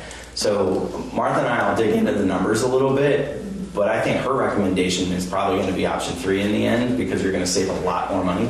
But if you want to go with an upfront payment, that's great. We want this to be financially beneficial for Maple Run because it doesn't work unless everybody kind of wins financially. Yeah, I think we'll want to see all the options. That's great. We will present those. The other part of that, Mike, is if our electricity usage goes way down, it would cause less savings, right? I mean, I don't think that's going to happen, but. Well, I mean, it's a good point. Would that be a disincentive then to conserve, right? I mean, if you reach a point where, hey, we've got credits we're not using, quit conserving energy. Yeah, that seems kind of counterintuitive. So I think that what's built into this is Suncommon wouldn't be comfortable with covering more than 80% of the district's current utility usage charges. Because then, let's say you guys find the best efficiency models at your highest using facilities, you're not going to decrease your power consumption by more than 20%. So we're safe from that eventuality where we'd have unused credits that you're paying for. So if the total unmet need right now is something like $260,000 or $270,000 in current usage charges, and we up this right now envisions covering about 180, we may be able to bump this up to 220 or 230 without risking getting into that weird space where 5 years from now you do something great, you lower your energy cost by 15%, and all of a sudden you're stuck with credits that you don't need. So I know Martha's conservative about that, and I am too. We're not going to put the district in a position where you've got credits 5 years down the road that you can't use. That sounds similar to what we did at BFA. Yeah.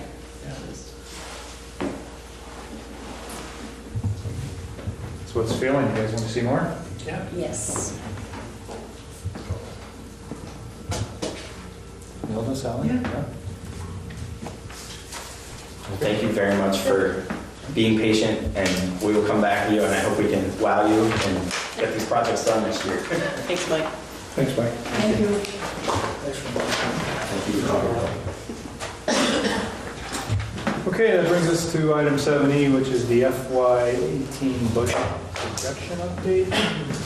I just wanted to bring to the board what my projection is for the FY18 budget for the current year. this being our first year as a merged district, I've been monitoring our budget fairly closely. And starting at about mid-year, we did have some increased costs in some areas that we weren't anticipating, one of them being in special ed area regarding tuition and out-of-district placement costs. And so we've been monitoring the expenses being paid out by the schools, just to make sure that we don't overspend our budget. And as of right now, we are looking like we're still going to end up in a surplus position, not as high as I would like to see, but somewhere in the $200,000 to $300,000 realm. And that's just a projection at this point. I mean, it could go either way. But I just wanted to let the board know that we've been watching it and monitoring it, and I had indicated to the schools somewhere after the holidays that they needed to curtail some of their expenses if they could possibly do that, and they've met the task, and so we're working on coming to the end of the school year with a positive fund balance. So we're only 3 weeks I away. was gonna say, Yes. we're only 3 weeks away. Only 3 weeks away, but probably another month and a half worth of invoices and payments and stuff that have to flow through our system. So. Thank you, Martha. Right. But there shouldn't be like the big surprises anymore. No, there shouldn't be at this point, no. So that's why I'm fairly confident that we will end the year in a positive note. Just wanted to give that information to the board. But it is fairly amazing that in a $52 million budget. I was just going to say that. Yeah. Shh. That's some pretty good budgeting. Pretty good forecasting. Yes. You know, I was just thinking. I'm not going to say it. We probably should put on our like December or January agenda Yeah. to get this type of report so we have a touch point. Well, and in fact, I've been actually working with Jennifer, because before Maple Run, we had monthly reports that went to the board. And when we first merged, we looked at that report. It didn't work because we needed to reformat the whole report. And then it got kind of put on the back burner. And it wasn't until just a couple of weeks ago that I brought it back up and I said, you know, we gotta bring this back. We gotta put something together, and you'll be getting a monthly report. Okay, good. Yeah. So, The deltas, you know, what's spent versus yeah. what's Let's budgeted. see what I can bring. That is my intent. Was a good idea. I wanted to You were use thinking. that. Yeah. Okay, item 7F, staff changes. What do we have? F1? F1. So last meeting, we talked about the fact, and we're pretty excited that we were doing some sliding of positions around. And Joanne was sliding up to Director of Special Ed, and Michelle Spence was going over from Early Childhood to Assistant Director. For the first year, Michelle is actually working more days than Joanne, because the whole thing came as a surprise to Joanne, and she didn't have her summer to deal with. So it worked out nicely. You asked me to come back with a contract. Brenda has attached the numbers. As you well know, the wording of all the contracts are the same for all administrators. You have the numbers for those two positions. And I would ask for approval of those two contracts. Just trying to bring up the attachment. It's in a different email. It's a different email. Oh, a separate email. Okay.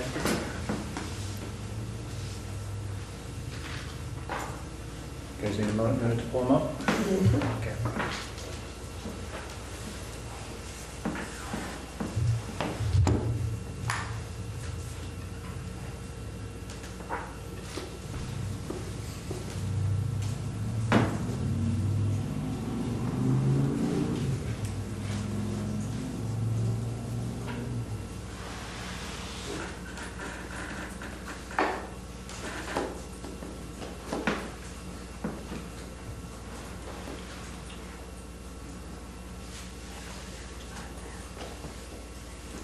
We got them? So just for clarification, right now, these are both one-year contracts with one-year renewal, or they're just one-year contracts? Or is one- Well, Michelle's a one-year contract because Michelle's unfortunately 1 year I with under- us. Right, that's what I'm trying to understand. Joanne is most probably a 1 year contract just to get her over the hump into that. So the complicating factor, for one of the complicating factors for me was because this came so late, I have a lot of summer commitments that I couldn't change. And so one of what we had talked about was I would stay on the 210 days for this coming year, with the understanding that that would go to the 260 that everybody else has next year, of other administrators.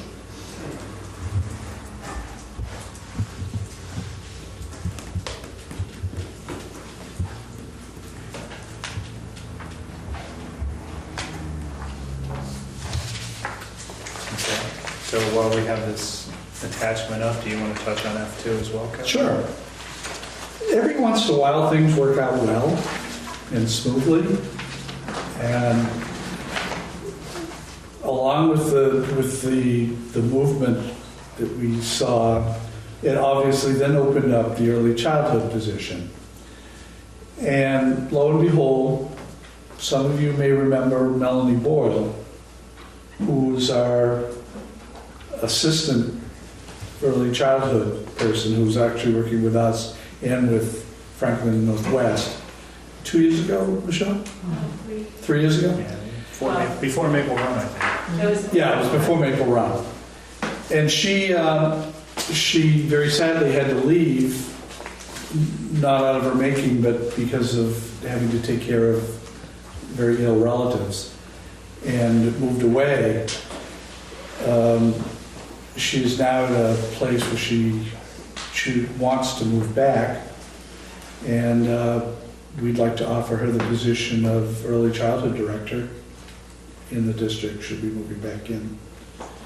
So what's really nice, other than just the fact that we're going to have 3 people in here who already know the district and know what's going on, also have a wonderful potential here where their mentors are all in place. So Michelle can be working with Joanne. Melanie coming back is taking Michelle's position, so Michelle will be able to work with Melanie. And even though this isn't part of these contracts, in addition to that, our new curriculum director is coming, Mona. We'll have Sean in district who can mentor her. So they'll have people in place to be able to support them.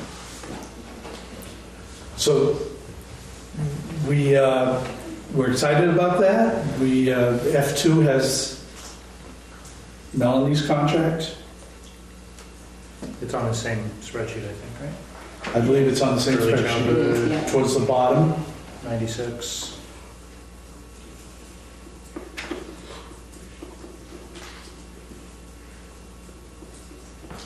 And she's worked here, you know her, you like her, you know her work. Yes. Sounds like a I slam felt dunk. very comfortable with her. I remember. Okay, so looking for a motion then to approve the contracts for new special ed director, assistant director, and early childhood director, correct? Yes. So moved. Thank you, Jeff. Second. Thank you, Nina. Any questions or further discussion on these? Just have that online.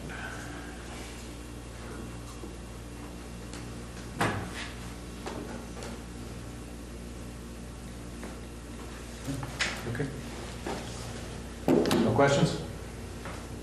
All right, hearing none, all those in favor indicate by saying aye. Aye. Opposed? Abstentions? 5.5 to 0.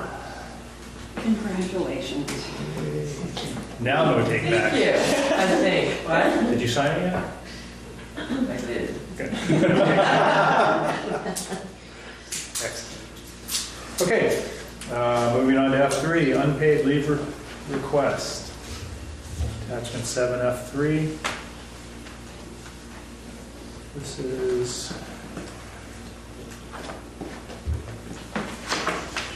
so this is a SATEC. Is this a teacher, do we know? She's a parent. Support staff. Para? Support staff. Support staff? Taking care of ill parents. Okay, so she's asking to be excused for the rest of the year, correct? Okay. The part that didn't make sense in that letter is, although I still have 10 days, does that mean she doesn't want to use those days, or she wants to use those days? She's requesting to use those days. You follow me? There was a, She wanted to make sure she would not be in breach of contract. She's not in breach of contract if the board Yes. approves unpaid leave. okay, because you saw, you know the sentence I'm talking about, it seemed like not connected. Yeah, She right. may not need to use all of it, but if she does use it, she doesn't want to be in breach of contract. Okay. So we usually do a range up to a certain number of She days. doesn't know how much FMLA she has left. Right, Could be 2 or 3 weeks, or but she just wants to make sure she's covered when she right, runs out. right, Which is smart. right. This is what we want people to do. Exactly. Up to us. Okay, look for a motion to approve the unpaid time off for Von Bester over at SATEC. So moved. Thank you, Seth. I'll second. Thank you, Nina. Is that good enough language, or do you need some ranges in there? That's fine. That's fine. I'm just asking, because she mentioned ranges before. Any further questions or Who's taking discussion? care of you? Nilda's always got my back. All right, hearing none, all those in favor indicate by saying aye. Aye. Opposed, abstentions, 5.50. Okay, under new business, it's come to my attention that we have someone that's celebrating a birthday. Kevin wanted me to put it under old business, but I said no. Because you're only 35 once.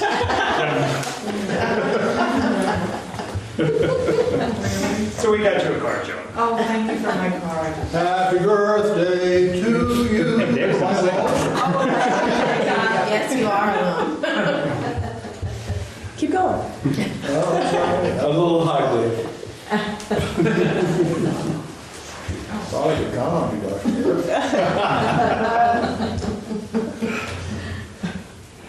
Okay, and that brings us to item 8A, which is the BFA Board Award, which is attachment 8A. This is an award, well, you guys have read this. We're trying to keep the name confidential. That's why we have the attachment, so everybody could read it. And Preston is going to talk to us a little bit about this. And Absolutely. I mentioned in Fairfield that the board award is has just sort of moved on as we've had different boards at BFA, but it's a way to recognize seniors who maybe wouldn't get some other recognitions, whose path to graduation represents significant accomplishment, primarily because they've overcome some obstacles and some hardships. And by the nature of those, that might interfere with their eligibility for some of the other recognitions, but whose accomplishments are as deserving of recognition as the accomplishments of some of the other students who will get some of those other recognitions. And so it's one of the few awards that are given out at graduation.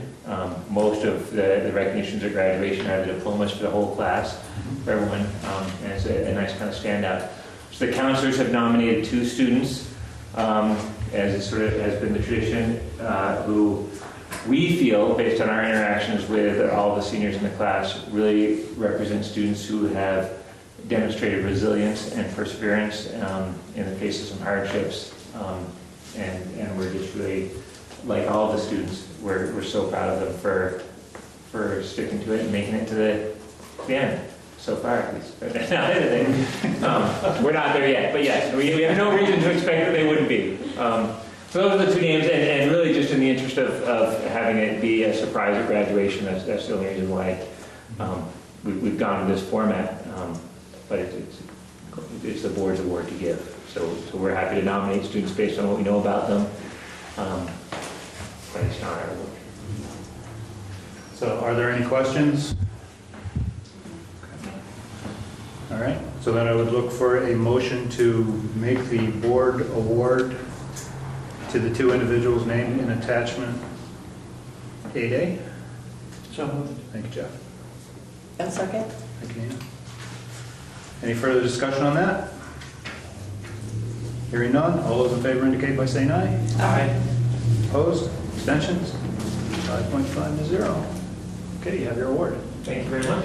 I have a quick question that has to do with awards, but not these awards. So we used to have an awards ceremony for seniors, but sophomores, juniors, and seniors, where they gave out silver pins for semester A's. And whatever happened with that? They're not doing it this year? Fantastic timing, Zach. We still have the class night for the seniors. And when is that? That is Thursday the 14th, June 14th, for seniors. And for the last few years, we had an awards presentation for underclassmen that we did during the school day. And a few years ago, we moved that to the evening so that parents and guardians could come, and it was more of a community celebration. With our shift to both proficiencies and year-long classes, we've had a lot of discussions in the last month, really. We needed to change the basis of the awards. The bronze pins, the silver pins were based on earning a certain number of A's, and students starting the class of 2020 are not receiving A's, they're receiving proficiency scores. And the move to year-long classes, we really feel that those awards need to be given in September so we can look at the entire school year's performance. The old model would be counting A's and sort of as of the end of semester one, because all of our grades were final at the end of the semester. With year-long classes, my English grade isn't final until June. I don't have a final grade in January the way we used to. So we anticipate, and this is just a little ahead of the curve, but we'll be sending a letter out to families this week or early next week. I keep looking at you, Chris, to make sure I'm not. But yes, you're good so far. Okay, you can't quite reach me. So stop me if I'm going. To announce, and I'm excited. I think it will be a great way in mid-September to, once the school year gets started, we've done the orientation, is to really start off the school year with a positive celebration of recognizing the accomplishments of students who will still very much be at the FA next year, the accomplishments of the previous year. And in the letter, it will explain what We are crafting it as we speak. Has it been decided how that's been, I mean, No, we are drafting that right now. We've looked at. the letter or how it's going to happen?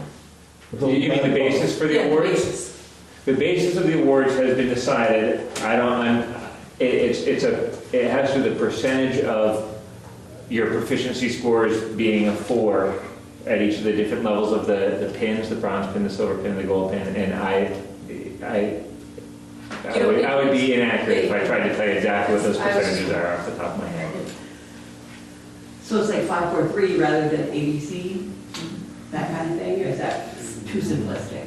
Whereas before we would count to get the bronze pin, I think it was 14 semester A's. So as soon as you had earned 14 A's in the course of your high school career, at the end of, counting up all the A's for semesters, you get your bronze pin. Now it will be if a certain percentage of your proficiency scores, all the proficiency scores for the year, are a 4 on a scale of 1 through 4. A certain percentage of those are a 4, you'll get a bronze. If it's a higher percentage, you would get the silver. So a student might get, whereas the old system, a student would get the bronze pin once, and only once, and then maybe they get a silver pin, and once they got more A's. A student could get a bronze pin off each year for 4 years, or a silver pin each year for 4 years, or the gold pin. So that there will be, if anything, it increases the opportunities for students to get recognitions. Buy more pins. Yes, we might go through some more pins. Would it be helpful for the board at this point where we're making this, the state is making this drastic change into proficiencies, would it be helpful next fall to have a presentation to learn how that's being done at the high school? I think so. Absolutely. I think so. Yes. Yeah, because I know some state, certainly not all the high schools in the state are doing proficiencies, but there's a large number that are also still doing grades. So the kids are still coming out with GPAs and ABCs. It's gradual. It will eventually be the same for everybody, but some people are in different learning curves than others. Yeah. But it's a state requirement. No, I know that it's a state requirement to have proficiency scores. Oh, but they're also, in addition to having the grades? Yeah, Yeah.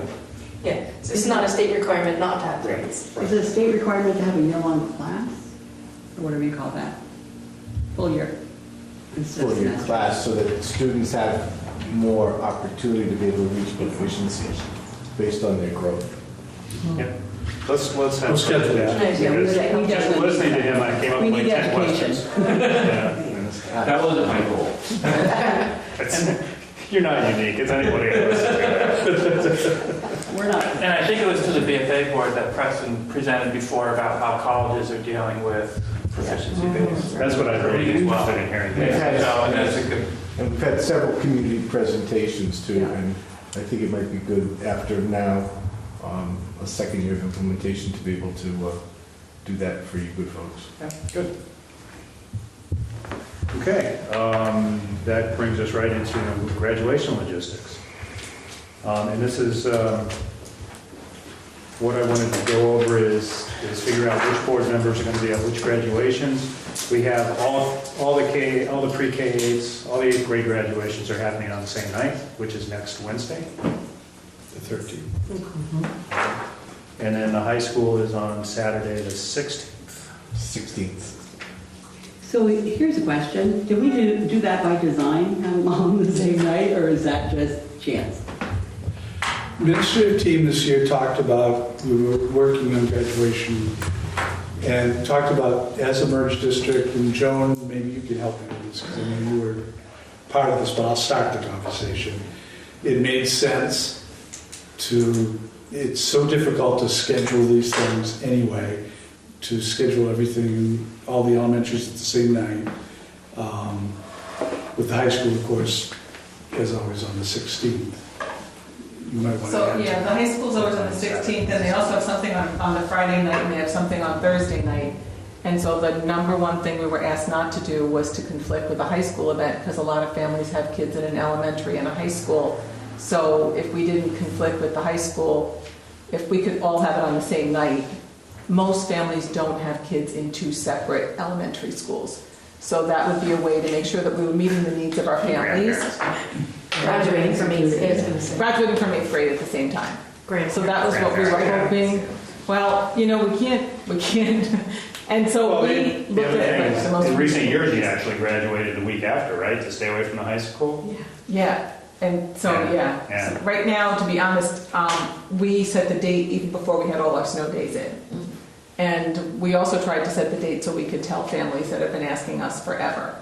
And so we decided we're just going to have a standard thing so people could be planning a lot more purposefully in the future, and that we'd all align.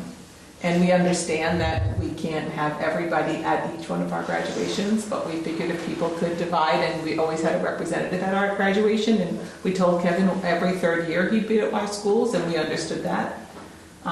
So the 3 of us decided that would definitely meet the needs of our families the most, and that was the most important person to meet them.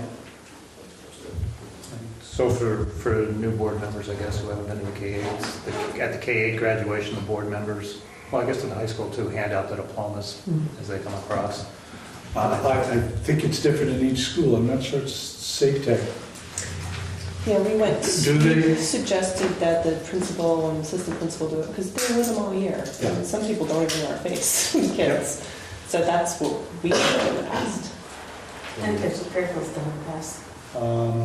No, last year Fairfield, Last year? the board members did it. But let's also remember, and I know this is a different thought process, as we're talking about this, it doesn't necessarily mean you have to go with the town you're in, necessarily. So it doesn't Because Probably, you're all, it might be better if you don't, I guess. You know, to I want to be back in the city space. That's a fun memories there. and I'll be going to city this year because I think Frank needs me for. And I'll be going to Fairfield because I've got family members that are graduating. Okay, so Sue's at Fairfield. Jeff's at Saks. And even if a board member isn't handing out a diploma, it's nice to have a board. Oh, exactly. Oh, up there? Okay. Kevin? Yeah. So last year, as Maple Run Chair, I was able to go to Saks and I was able to go to Fairfield. I was not able to go to SATEC because it was the same time as Fairfield. So this year I'll go to SATEC. My plan is to go to the Tech Center Appreciation Night. Okay. I Good. normally go the Tech Center Appreciation Night. Is that It's this Friday. You got an invitation in the mail? Yes, we got invitations. Yes. And I've usually gone to that. Okay. So that's my volunteer part in that area. I'll probably go to that too. BFA, please. I'll Do be be a going to fan. BFAs. I'm going to be Steve LaRosa. And Okay. she will Well, diplomas. Yes, the board member hands And I'm out. assuming Steve LaRosa will. Steve would be good. Steve, his son is graduating, so I'm sure he's. Glad to have board members and Oh, that's good. handing out diplomas and congratulating the students. That would be wonderful. A lot of sweaty hands.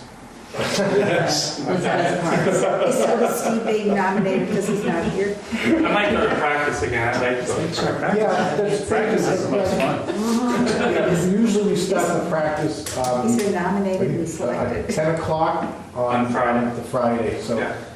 it'd be, if you want to come to practice, that's wonderful, and you can see the students, and it goes very smoothly. Yeah, I like that. Great. Okay, Glad to so- have you. Thank you. Just for the logistics here, I have Jeff and Kevin at City School. I have Sue at Fairfield. I'm at SATEC. So do we need any, Neil, does that mean anything? No one's. well, Yeah. there's going to be a lot at BFA. I'll come back to BFA. Sally's a tech. So we should probably get two, I think we should get two at each of the K-8s, so. So that's one more at SATEC and one more at Fairfield. Who's not here that we can, Jack, Mike, Okay, Jack Steve. and Jack Michael- will go Michael- to SATEC. Doesn't he represent the town? yes, that's what I'm thinking, maybe he should go to Fairfield. Oh, And maybe- okay. And Mike could go. Does that make sense? I mean, Well, I don't know. I think it depends on if they have connections to the Right. school.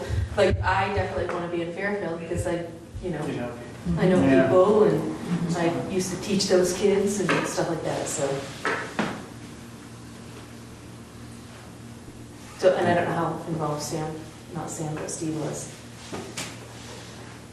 all right, well, we'll put, I'm guessing Mike's going to go to Fairfield no matter what anyway, for the same reasons. So I'll put him at Fairfield. And who's that leave? That leaves Jack. Jack? Just Jack. Jack would do it. Well, I have a funeral that day, so I don't know what time I'll Okay. be back. I mean, if there's a gap, I can try. I don't want to commit, that's the only. All right, I'll just leave it open for now. Yeah. Okay. Okay, then BFA, I know Nova's going to be there. I know Steve's going to be there, but because his kid is graduating. I'll be there, yeah, I'll be there. Nina's Saturday. there, Sue's there, I'm there. Jeff, you going? No. I didn't say that. My daughter actually smiled when I gave her her diploma. You can go at my place. I think she laughed. He's telling her I'm going to do college and she says no. All right, well, that's a pretty good contingent of board members for We the will BFA. take them all. We'll love it. Thank you. I really All right. appreciate you coming. It means a lot to us. It means a lot to our faculty. So how many do you need on stage for BFA? All of us? I'm open Well, to you probably, yeah, there's only really room for probably two board members. Okay. We'll draw straws. I'm just kidding. But everybody else, there's a space, if you've never been to the BFA one, there's a space actually reserved for faculty, staff, board members. for that too. Absolutely. So, yeah, it's really sends a great message having you either in that section or up on stage handing out the post. Means a lot. Thank you. Who awards the board award? Will a board member make that award? I think historically it's been the principal, and I don't see any reason why I couldn't be a board member. I'd be glad to. It's a board award. Come up and I read think it. that That would would be be brilliant. fantastic. I think I've done those, but I'm glad to have you guys do it. It'd be great.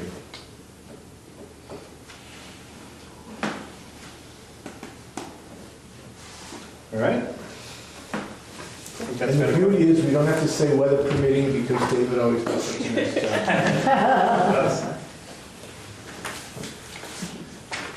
most stressful day of the year for that guy. Notice he's not smart. Okay, excellent. 8 Charlie is the drug and alcohol policy review, attachment 8C. Could I make a comment about that? Absolutely. I actually, having, many of the long-term board members have been on the policy committee, the supervisory policy committee. So I called up the SBA, and Sue, who is Nicole Mace's replacement, said that she would recommend that we wait until they come up with a model policy, that they are working on that this summer. But if we choose to go ahead on our own, that we need to run it by our attorney. Is that because of marijuana legalization? Yeah. That's why we're Yeah. looking at it. Yeah. That's, yeah. And one of the things I wanted to make sure the board knew was that our present policy does address marijuana. It does, Specifically. yeah. So we are covered in terms of that. Yeah, I don't think so, It's, though. but we're still looking at and watching very closely what happens with the VSBA on this. Well, in Broward County, Florida, has policy, and they are not allowing medical marijuana. If a youth needs to be treated with medical marijuana in school, a caregiver has to come in with the marijuana and administer it to the student, and then leave with the marijuana, so it can't even be stored at school. Right. Which I thought was kind of interesting. Right. That was fun to do that. And this is also being discussed at the federal level, so Right. I don't know what might happen there. But I would agree that we essentially are covered. We are. I don't think we are. So I think Looking at we this. just table it. I disagree. I do, I disagree, because it talks about unauthorized or illegal drugs or alcohol. Well, now that marijuana is not going to be illegal, I think it has to be mentioned just like alcohol does. I'm in the very top paragraph there. So it should say influence of unauthorized or illegal drugs or alcohol or marijuana? I think so. But, Because marijuana is no longer illegal. well, it is for kids. It is, and it's not legal federally. This is not just for kids. This is. Okay. Now, you could argue that it's not authorized, but you could say the same thing about alcohol. So if you're going to call out alcohol, I think you have to call out marijuana as well. So all the HR departments and all the hospitals in the state of Vermont are looking at this too. Because. Not just hospitals, Right, every employer. I'm sure, because especially those that do testing, and we do pre-employment testing for marijuana. So do we. And right now, people are out. I still have a job. So should we wait for the model policy, or do we want to run it by the attorney? Well, we know that we're continuing to review this. I think the goal of what Kathy, correct me if I'm wrong, was basically to get us through the summer, and whether we're okay. Because we know by the start of school, we need to have something very clear. And so if VSBA doesn't go there, we're going to need to do that. We know we're going to have to We're on continue this. looking at this. We know that this could be very confusing. So let's work backwards. We want something in place by end of August. End of August, right? 2 readings of the policy gets us to the end of July. So we need to have something approved by Pietro by the end of July in order to make the timeline, right? Yep. So we've got a couple of weeks, really. We need to visit this. Are we going to have something else? We already, how many meetings do we have in July? We have one in July. One in July. June 20, we have one in July, and then one in August. Okay, so we I have can to, ask, I can work with Pietro to see if we can have something for June 20 I think, for you to look at. okay. That at least covers I think employees and it students. might be as simple as, like I said, pulling marijuana out, putting it into the health department. Putting it like alcohol, right? Yeah. It The might be that workplace simple. and school free of alcohol, marijuana, and other drugs. Because the definition of drug includes marijuana.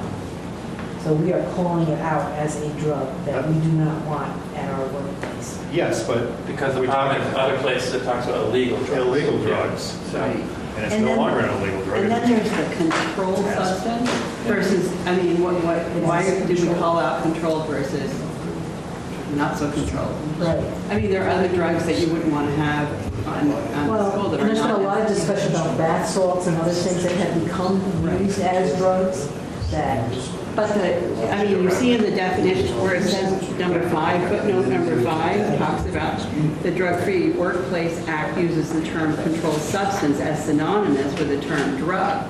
The rest of the world doesn't. You know, so you have to have language in there that's going to make sense for our users. Right. Not our users, but our policy users. I didn't quite like that, but. So Kevin just made a really good point, and that is, we've got people in the schools all summer long. So let's do something immediately as a bridge. You know, maybe just move that marijuana to alcohol and approve it at the next meeting. And we have that in place. If Pietro says it's okay, I don't know why he wouldn't know we're doing this, you know, wouldn't that work? We'll at least have something in place, and then we can give it better attention, you know, when the SBA comes out with something. Sounds good. Sound all right to you guys? Yes. Can we put a caveat in the motion that says something like, as long as it's approved by our attorneys? Because, you know, they're probably work being done there too in the legal realm as to how to, Well, the motion won't be until the attorney's already seen it, which will be next meeting. oh, not this meeting, you don't need to do right meeting. That's right, because it's early. oh, this is a It's a first reading here, right? Not even a first reading. Not even. But I am worried about that control substance. That doesn't make sense. Explain that one more time. Controlled versus uncontrolled? So they have a definition here in the policy that's footnoted as footnote number 5, and that says the Drug-Free Workplace Act uses the term controlled substance as synonymous with the term drug. And what I'm saying is the world does not use those terms synonymously, and in the healthcare world, controlled substance is, you know, you have a Schedule 1, Schedule 2, Schedule 3, or Schedule 4 type drug, which each has its own definition in class. It's just going to mean a different thing. And I think we have to be careful who our audience is versus the rest, that's all. It's not like, I'm not being a lawyer, I'm just being careful. I've always argued against those footnotes and procedures and policies anyway. Okay. So hopefully we'll have something we can put in place next meeting. Okay. Nice. Okay, item 8D, Fairfield Community Center has made a request. Who can speak to this? I can get the request. Well, this is the second year in a row that the Fairfield Community Center has requested the sum of $800 to help with the cost of buses for the summer programs.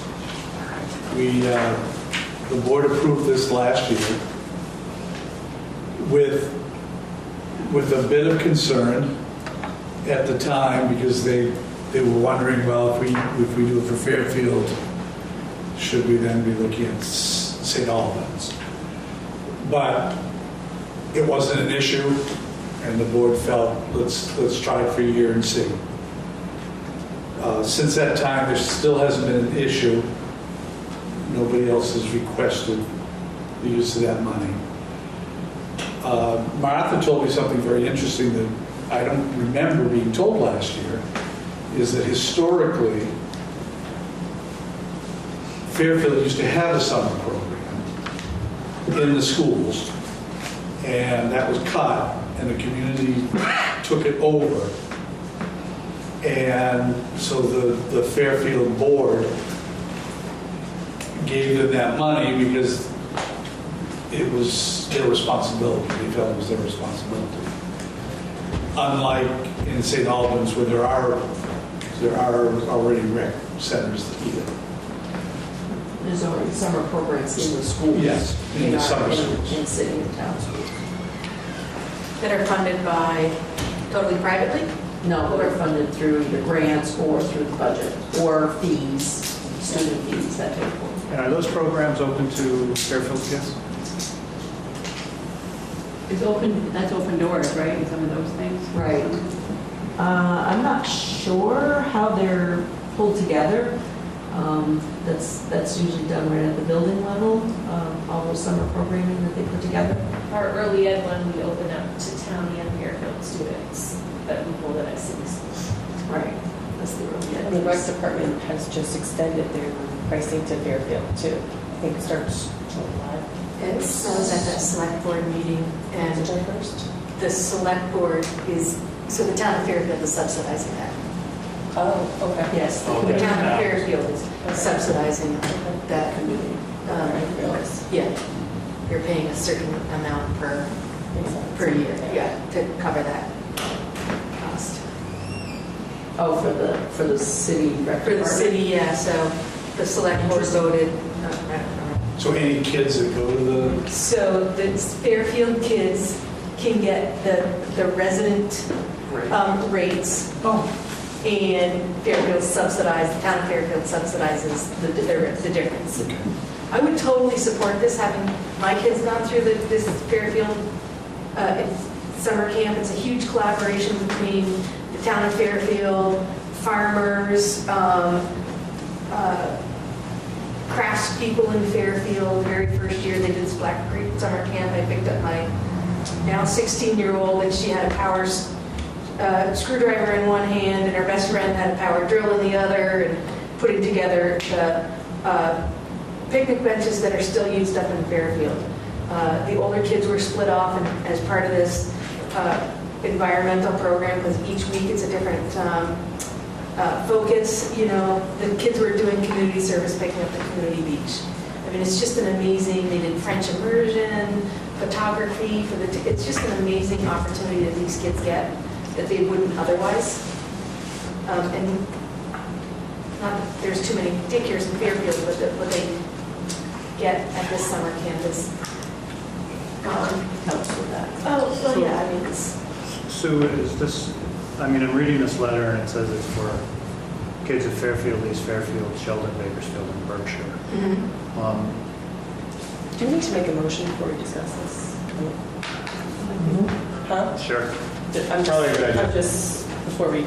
Motion to